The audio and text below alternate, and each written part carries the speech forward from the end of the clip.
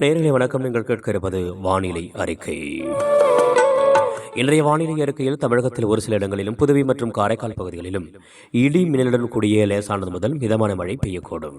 ஓரிரு இடங்களில் பலத்த தரைக்காற்று மணிக்கு 40 முதல் 50 கிலோமீட்டர் வேகத்தில் வீசக்கூடும்.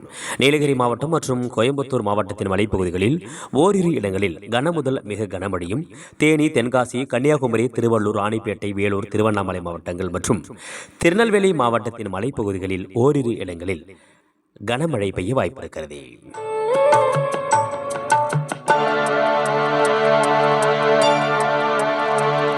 நேயர்கள் இதுவரை கேட்டது வானிலை அறிக்கை. தகவல் சென்னை வானிலை ஆய்வு மையம். வானிலை அறிக்கையிலிருந்து விடைபெறுவது உங்கள் அன்பு பொன்சே MP ஜீவன் அவர்கள். நன்றி, வணக்கம் நேயர்களே.